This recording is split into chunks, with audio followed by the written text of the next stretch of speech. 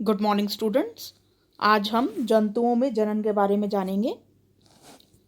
हम जानते हैं कि पाचन पाचन का मतलब होता है खाना खाने के बाद जब पेट में जाके पचता है, जब पेट उसे पचाता है तो उसे पाचन प्रक्रिया बोलते हैं। हम जानते हैं कि पाचन परिसंचरण, वही खाना जब खून में परिवर्तित होकर हमारी रगों में बहता है तो उसे सर्कुलेशन यानी कि परिसंचरण कहते हैं। नेक्स्ट है उत्सर्जन। उत्सर्जन मतलब खाना खाने के बाद जो वेस्ट मटेरियल बचता है, जो हम मल के रूप में त्याग करते हैं जिसका, तो उसको हम उत्सर्जन कहते हैं, मतलब उसको बाहर निकाल देना जो वेस्ट है। ठीक है। नेक्स्ट है श्वसन। श्वसन मतलब सांस लेना। तो हम जानते हैं कि पाचन, परिसंचरण, उत्सर्जन और श्वसन आदि जैव प्रकरण हर जीव के जिंदा रहने के लिए अति आवश्यक है। यानी कि ये चारों चीज़ें जो हैं ये हर जीव के लिए जिंदा रहने के लिए अति आवश्यक है। अगर वो इन चारों चीज़ों को नहीं करेगा, यानी खाना नहीं खाएगा और पचाएगा नहीं, उसको खून में परिवर्तित नहीं करेगा और बाकी बचे हुए बेकार खाने को अगर बाहर नहीं निकालेगा और सांस नहीं लेगा, तो इन चारों चीज़ों के बिना वो जो जीव है वो जिंदा ही नहीं रह पाएगा। तो ये चारों चीज़ें जिंदा रहने के लिए बहुत ज़रूरी है। लेकिन जनन का प्रक्रम जीवों की जाति की निरंतरता बनाए रखने के लिए आवश्यक है। अब ये जनन क्या चीज़ है? जनन जो होता है ये किसी भी जीव की जाति को निरंतर बनाए रखने के लिए, इस धरती पे जितने भी चीज़ें हम देख रहे हैं उस चीज़ को निरंतरता यानी कि उन चीज़ों को लगातार बनाए रखने के लिए ये जनन बड़ी इंपॉर्टेंट चीज़ है। तो आखिर ये जनन है क्या? अब हम इसके बारे में जानेंगे। यहाँ देखो, ज़रा सोचो, क्या हो यदि जीव जनन नहीं करे? क्या होगा? जीव अमर नहीं होते। ये बात सभी को पता है कि हम अमर तो है नहीं यहाँ पे कि हमेशा रहेंगे। सब आए हैं तो एक ना एक दिन तो जो भी जीव पैदा होता है उसको मरना ही होता है। ठीक है, धरती पे। तो यहाँ सभी जीवों का जीवन का एक काल होता है जिसमें वे जन्म लेते हैं और मरते हैं। यह कैसे सुनिश्चित होता है कि प्रकृति में जीव चलता रहे, प्रकृति में जीवन चलता रहे? जीवन की निरंतरता के लिए कोई प्रक्रम होना चाहिए। वह क्रिया जो सभी जीवों को अपने जैसे जीव उत्पन्न करने में मदद करती है वह जनन कहलाती है। ये हमारी पूरी परिभाषा है, यहाँ से लेकर यहाँ तक। ठीक है, तो ये पूरी परिभाषा नीचे फर्स्ट क्वेश्चन में यही पूछा हुआ है कि जनन किसे बोलते हैं, तो ये हमारी परिभाषा है। वह प्रक्रिया जो सभी जीवों को अपने जैसे जीव उत्पन्न करने में मदद करती है जनन कहलाती है। यानी कि वह प्रक्रिया जो कोई जीव अपने बच्चे को पैदा करता है तो इस प्रक्रिया को जनन कहते हैं। यह क्रिया न केवल मनुष्य बल्कि सभी जंतुओं, पेड़ पौधों और एकल कोशिकीय जीवों के लिए भी आवश्यक है। ये सिर्फ मनुष्यों में ही नहीं होता कि हम जो है बेबी पैदा कर रहे हैं। जंतु यानी कि जो जानवर हैं वो भी अपने बच्चे पैदा करते हैं, पेड़ पौधे भी अपने बच्चे पैदा करते हैं, और एकल कोशिकीय जीव। अब एकल कोशिकीय जीव क्या होते हैं? जैसे अमीबा। अमीबा एक कोशिकीय जीव है, तो ये पानी में पाया जाता है। तो ये एक कोशिकीय जीव जो होते हैं तो ये भी अपने बच्चे पैदा करते हैं। ठीक है, तो यह प्रक्रम हर जीव की जाति में निरंतरता को सुनिश्चित करता है और जीवन को विलुप्त होने से बचाता है। तो ये जो प्रक्रिया है ये जो धरती पे निरंतर बनाए रखती है किसी जीव के अस्तित्व को। समझ में आई? तो इसे बोलते हैं जनन। नेक्स्ट है, एक आम का पेड़ आम के पेड़ से ही बनता है। हर बार बिल्ली के बच्चे को बिल्ली ही जन्म देती है। आपने विभिन्न जंतुओं के बच्चों को देखा है। तालिका में दिए गए जंतुओं के बच्चों के नाम लिखकर इसे संपूर्ण करें। तो अब पहला देखिए, यहाँ पे तालिका दी हुई है, मैं इसे बड़ा कर लेती हूँ थोड़ा सा।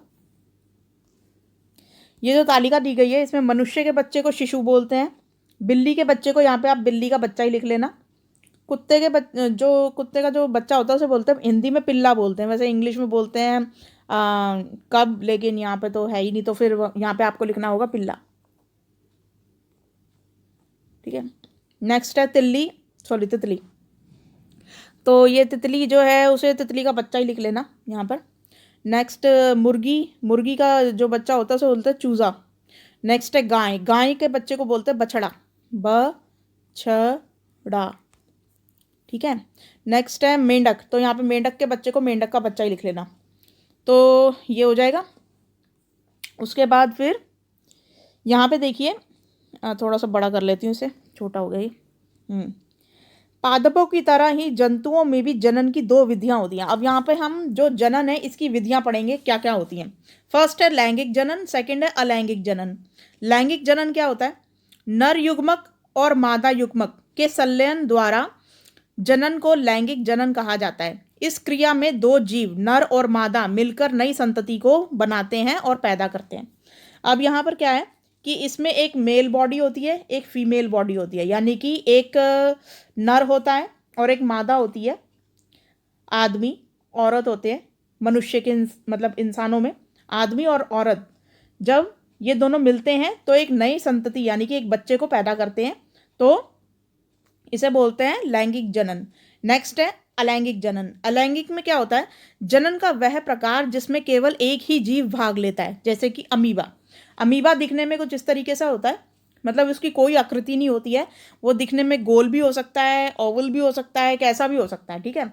और बीच में एक केंद्रक होता है, तो ये अमीबा होता है। ये ज़्यादातर जो जल वाली जैसे तालाब और पुराने पानी में इस तरीके से पाए जाते हैं, और ये एक कोशिकीय जीव होता है। जब सृष्टि की शुरुआत हुई थी तो उस टाइम भी अमीबा ही था सबसे पहला जीव। तो ये जो अमीबा होता है इसे बोलते हैं एक कोशिकीय जीव। इसमें अलैंगिक जनन होता है। इसमें क्या होता है, धीरे धीरे जब ये मतलब नए बच्चे को जन्म देने लगता है तो ये केंद्रक जो होता है ना, ये धीरे धीरे ये दो भागों में डिवाइडेड हो जाता है पूरा का पूरा। तो ये केंद्रक से दो भागों में डिवाइड हो गया, तो एक केंद्रक जो होता है वो यहाँ चला जाता है, एक यहाँ चला जाता है, तो ये दो भागों में अलग अलग डिवाइड होके ये इस तरीके से हो जाता है, ऐसे अलग अलग हो जाता है। तो उसमें अपना केंद्रक हो जाता है, इसमें अपना केंद्रक हो जाता है। तो ये एक कोशिकीय जीव जो होते हैं इनमें अलैंगिक जनन होता है, और बाकी जो बहुकोशिकीय जीव होते हैं जैसे इंसान, जीव जंतु, पेड़ पौधे, तो इनमें सब में लैंगिक जनन होता है, और अलैंगिक जनन एक कोशिकीय जीव में होता है, ठीक है। तो अब जनन का वह प्रकार जिसमें केवल एक ही जीव भाग लेता है। अच्छा, नेक्स्ट है यहाँ पर स्वयं को जांचिए। अब यहाँ पर हमने पूरी रीडिंग कर ली है, तो अब इसके बारे में हम जानेंगे कि हमने क्या पढ़ा है। फर्स्ट क्वेश्चन है जनन को परिभाषित कीजिए। तो मैंने ऊपर ही आपको परिभाषा दिखा दी थी कि जनन की क्या परिभाषा है। ये यहाँ से लेकर यहाँ तक वह क्रिया जो सभी जीवों को अपने जैसे जीव उत्पन्न करने में मदद करती है वह जनन कहलाती है। ये फर्स्ट का आंसर हो गया, फर्स्ट का, ठीक है। सेकंड जो है जीवों में जनन के महत्व को स्पष्ट कीजिए। अब जीवों में जनन का क्या महत्व है भाई? तो जीवों में जनन का यह महत्व है, ये सेकंड का आंसर हो जाएगा, यह क्रिया ना हो तो मनुष्य बल्कि जीव जंतु, पेड़ पौधों और एकल कोशिकीय जीवों में के लिए भी यह आवश्यक होती है प्रक्रिया।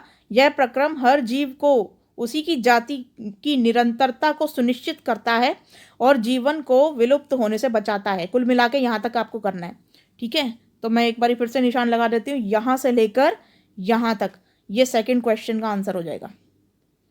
ये पूरा, ये सारी लाइन आएंगी इसमें कि ये निरंतरता बनाए रखने के लिए बहुत ज़रूरी है धरती पे। अगर एक भी मतलब जो है एक जाति ने भी अगर बच्चे पैदा करने बंद कर दिए तो फिर वो पूरी जाति की जाति पूरी विलुप्त हो जाती है, ठीक है। तो इसलिए ये जो जनन की प्रक्रिया है ये बहुत ज़रूरी है। नेक्स्ट है थर्ड, क्या होता है यदि जीव जनन नहीं करते? तो अगर जीव जनन नहीं करेंगे तो क्या होगा? तो उनकी जाति विलुप्त हो जाएगी। तो आपको ये हिंदी में खुद ही लिख लेना है कि अगर जीव जनन नहीं करेंगे तो उनकी जाति धरती से विलुप्त हो जाएगी। लिख लेंगे आप लोग। अगर कोई जीव या कोई जाति अगर जनन नहीं करती है तो उसकी जो जीव की जाति है वो धरती से विलुप्त हो जाएगी। ये आप पूरा लिख लेना। नेक्स्ट है क्वेश्चन नंबर 4, ये रहा, जीवन को विलुप्त होने से बचाता है। तो कुल मिला के अगर जीव जो है वो जनन नहीं करेंगे तो वो विलुप्त हो जाएंगे। तो आपको खुद ही इसका आंसर लिखना है कि अगर जीव जनन नहीं करेंगे तो वो धरती से विलुप्त हो जाएंगे, विलुप्त हो जाएंगे, ठीक है। तो आपको ये पूरा आंसर जो थर्ड का है ये खुद से बनाकर लिखना है भाई, इसके अंदर कहीं नहीं दे रखा है। नेक्स्ट 4 क्वेश्चन है, जीवों में जनन की विभिन्न विधियां क्या है? तो एक तो ये हो गई, एक ये हो गई, तो दोनों आपको लिखनी है। सबसे पहले ये दोनों लिख लेना आप दोनों, मतलब ये 4th क्वेश्चन का आंसर यहाँ से शुरू है, ये पूरा। पादपों की तरह जंतुओं में भी जनन की 2 विधियां हैं। तो अब ये जो 2 विधियां हैं, एक तो यहाँ पे आप ऐसे लिखोगे लैंगिक जनन और एक हो गया अलैंगिक जनन, ऐसे बना लेना पूरा का पूरा। ठीक है, जनन की विधियां लैंगिक जनन अलैंगिक जनन 2 बना लेना। ठीक है, फिर उसके बाद नीचे इनको एक्सप्लेन कर देना, नर युग्मक और मादा युग्मक द्वारा, जो ये पूरा का पूरा आप एक्सप्लेन करोगे फिर। ठीक है, ये लैंगिक जनन को अलग से और अलैंगिक जनन को अलग से, तो ये पूरे दोनों के दोनों आपको लिखने हैं इस तरीके से। पहले ये लिख लेना, बना लेना, फिर उसके बाद दोनों को ऐसे पूरा जैसे एज इट इज़ उतार देना यहाँ से। ठीक है, तो ये आपका 4th क्वेश्चन भी हो जाएगा। ये दोनों विधियां लैंगिक और अलैंगिक आपको लिखनी है 4th क्वेश्चन में। तो आई होप आपको आज की वर्कशीट समझ में आई होगी। तो समझ में आ गया आप सबको जनन क्या होता है? जनन का मतलब ये होता है कि जब कोई जीव अपनी जैसी संतति पैदा करता है तो इस प्रक्रिया को जनन कहते हैं। ठीक है, और ये लैंगिक और अलैंगिक दोनों होता है।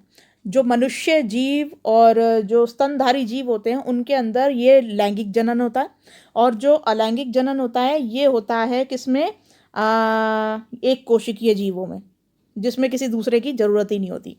ठीक है, तो